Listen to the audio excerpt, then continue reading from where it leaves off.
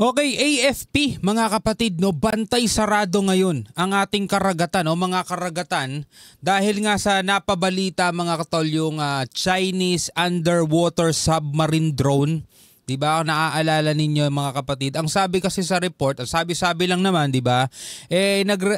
Nagre-remapping o nagmamapping ang China kung paano makakapasok ang kanilang mga submarine mga tol. So ang ginagawa ngayon ng ating sandatahang lakas ay binabantayan o mahigpit na binabantayan ng mga maritime choke point, no, sa bansa. Ito ang ating panonoorin ngayon at bibigyan natin to ng reaction video and commentary. Samahan ninyo ako mga kapatid mula to sa UNTV News.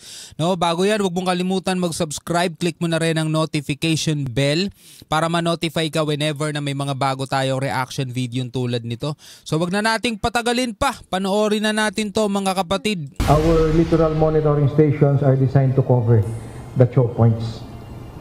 Apart, yung ating mga LMS, these are land-based sensors apart from our ship-based and air surveillance sensors.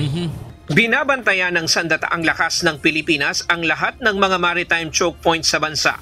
Hindi lamang ang San Bernardino Strait na sinasabing mabilis na lagusan papuntang Pacific Ocean, kundi ang lahat ng lagusan papasok at palabas ng bansa. Talagang ang AFP natin mga kapatid ay naghahanda na dahil nga maraming ulit na natin itong napanood Hindi na internal threat ngayon ang tinitignan o binabantayan ng AFP, kundi external threat na.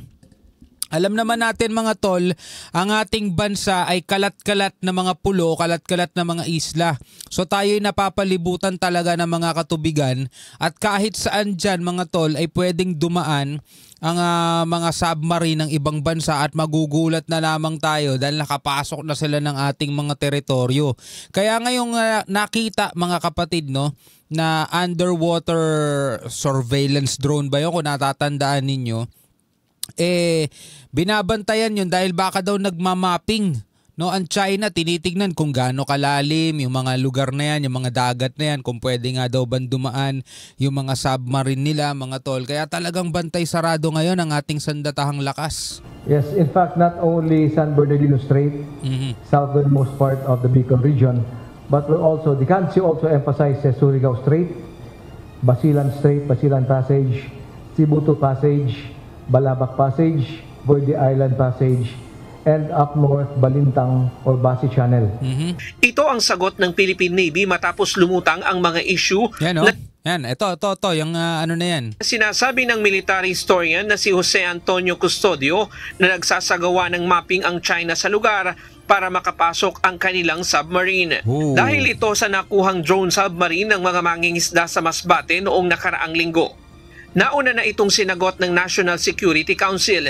Pero sa ngayon ay maaga pa para sa mga ganitong espekulasyon. So yun ay espekulasyon, pero wala namang masama mga tol kung magiging handa ang ating sandatahang lakas, magiging handa mismo ang ating bansa at hindi tayo natutulog sa pansitan. Diba? There are some speculations na that's the purpose of the unarmed drone para i-map out yung area yon. But ang presumption kasi ng mga sagot na ganyan, ng mga ekspertong ganito, is they're presuming this is Chinese. No? And medyo maaga pa para mailabas ng pamahalaan yung resulta ng ating forensic investigation. Samantala, ayon sa Philippine Navy, aabutin ng 6 hanggang 8 linggo ang ginagawang forensic examination sa na-recover na submarine drone. Matagal-tagal din, 2 buwan din. Ng mga mangingisda sa San Pascual, Masbate noong December 30. Matamang binubusisi ang nasabing drone upang malaman ang pinagmulan nito, layunin ng paggamit at ang technical na espesifikasyon.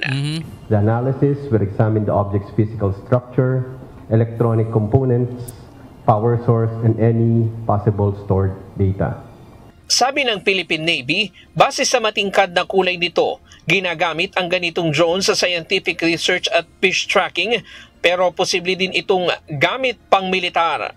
Madali kasing Siyempre, Unang-una mga kapatid, 'di ba?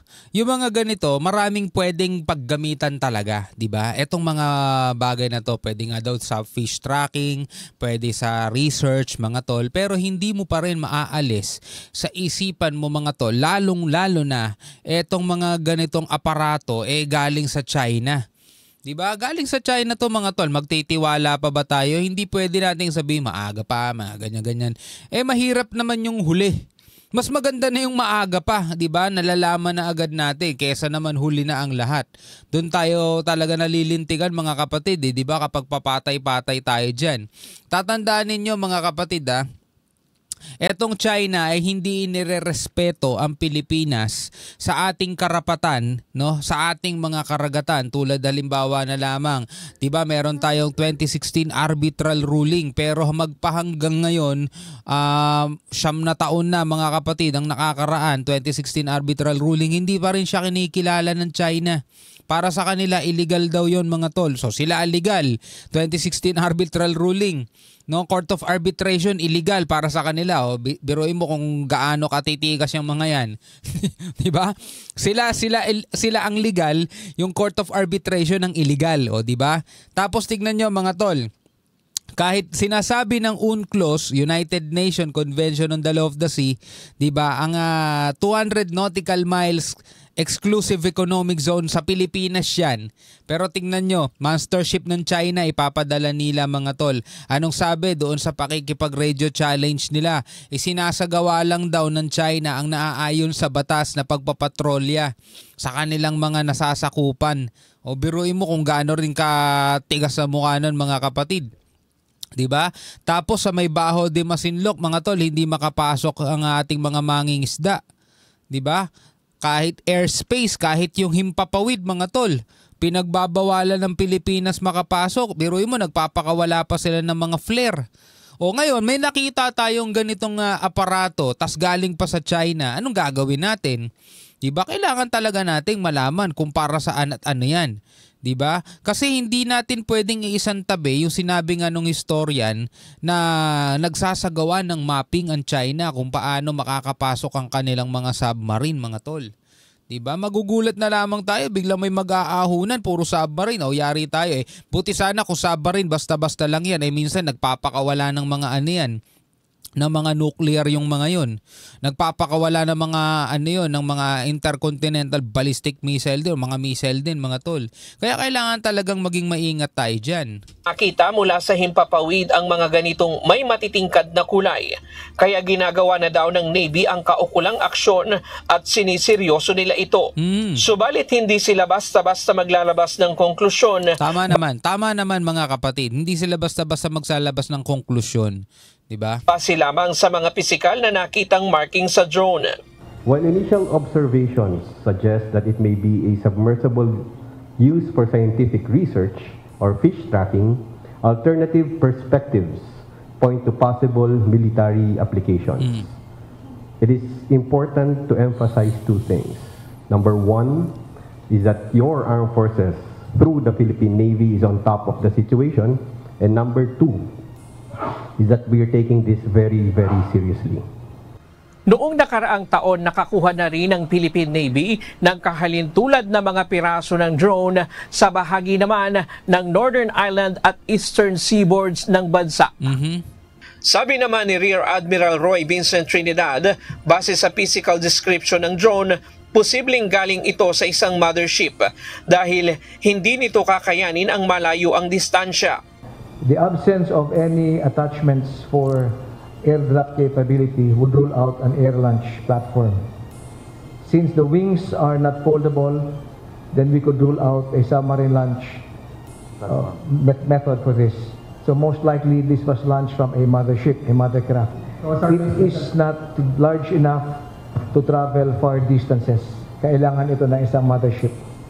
Dagdag pa ng opisyal, ang mga ganitong uri ng drone ay commercially available din. Ryan Lacanlale, UNT. Actually, marami tayong makikitang picture sa mga Google pagdating dito sa mga underwater drone galing China at kamukhang-kamukha nga talaga nito mga nandirito. Pero imagine mo yung China, normal lang sa kanila yung mga ganyan. Sa atin naman para siyang isang malaking hiwaga.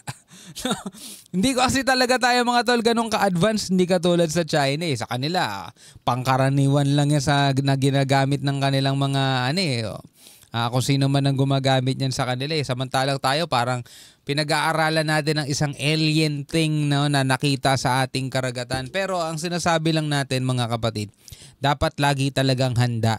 No, so tama tong ginagawa ng AFP, no, bantay sarado nila yung ating mga karagatan. Ikaw bilang isang Pilipino, ano masasabi mo diyan? No, para sa iyo ba ay tama ang ginagawa ng ating AFP o nakukulangan ka? Comment mo na lamang 'yan sa ibaba. Hanggang sa muli mga tol, ako nga pala si Shobal D. Peace out.